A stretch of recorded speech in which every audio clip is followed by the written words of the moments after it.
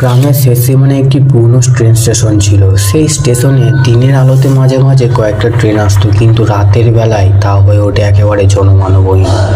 জায়গাটা নিয়ে অনেক কাহিনী শোনা যায়। কেউ বলে এখানে রাতে অদ্ভুত আওয়াজ শোনা যায়, আবার কেউ বলে অন্ধকারের মধ্যে দেখা যায় ছায়ামূর্তি। সেই স্টেশনের পাশে গ্রামের একটি স্কুল শিক্ষক অরিন্দম বসু বাস করতেন। একদিন তিনি ঠিক করেন রাত্রিবেলায় স্টেশনে গিয়ে দেখবেন আসলে এসব কথার কোনো ভিত্তি আছে কিনা। সেই দিন ছিল পূর্ণিমার রাত। চারিদিক আলো থাকলেও স্টেশনের পুরনো কাঠের প্ল্যাটফর্ম যেন অন্ধকারে গভীর ছায়ায় ঢেকেছিল। রাত প্রায় 12টা। অরিন্দমবাবু একটি লণ্ঠন হাতে স্টেশনে পৌঁছালেন।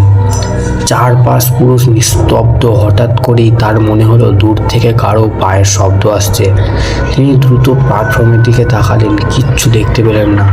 হঠাৎ তিনি দেখলেন এক বৃদ্ধা মহিলা ধীর পায়ে প্ল্যাটফর্মের এক প্রান্ত থেকে তার দিকে এগিয়ে আসছেন। বৃদ্ধার পরনে সাদা শাড়ি, তার চোখ মুখে এক অদ্ভুত ভয়ঙ্কর শূন্যতা।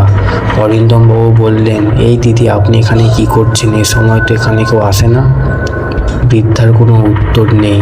তার ঠোঁটের কোণে এক মুচকি হাসি দেখা গেল। অরিন্দমবাবুর শরীরের হিম শীতল স্রোত বয়ে গেল। তিনি আর একবার জিজ্ঞাসা করলেন, কিন্তু কোনো সাড়া নেই। তখন হঠাৎ বৃদ্ধা এক লাফে অরিন্দমবাবুর সামনে এসে দাঁড়ালেন। তার চোখ দুটি একেবারে রক্তলাল, মুখে বিকট হাসি। অরিন্দমবাবু আতঙ্কের পিছনে হটলেন, কিন্তু তিনি পিছলে পড়ে গেলেন। তার লণ্ঠনটি নেমে গেল আর চারপাশ ডুবে গেল ঘন অন্ধকার।